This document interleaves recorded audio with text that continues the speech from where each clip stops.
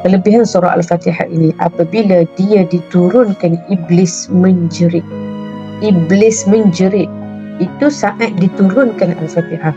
Kalau kita baca, dia menjerit, dia menangis, dia menggelupur. Sebab itu ada 4 keadaan syaitan ni menjerit. Yang pertama, di saat surah Al-Fatihah turun. Yang kedua, di saat Nabi dilahirkan. Bila kita belajar tentang Al-Quran ini, itu katakan Ibnu Qayyim mengatakan bahawa kejahilan ni dia macam pokok. Bila kejahilan itu tidak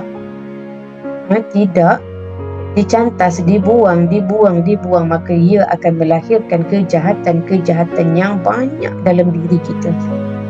Bila kita, ingat tak kelas kita kali pertama hari tu, kita belajar pokok adab.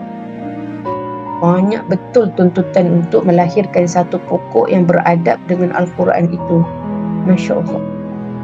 Kita berharap pokok itu sedang tumbuh dalam diri kita.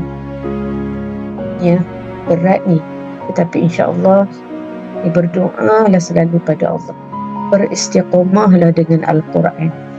Selalu doa sebelum tidur, doa, ya Allah, hari ni aku dah baca Quran ke belum? Okey. Mesti, kalau tak baca tadi, mesti tutup sebelum tidur, mesti kita baca Al-Quran. Kita mesti niat setiap hari kita mesti baca Quran.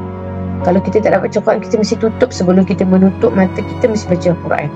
Kitab tafsir Al-Bayan ini, baik, kali pertama diturunkan di Mekah ketika solat difardukan.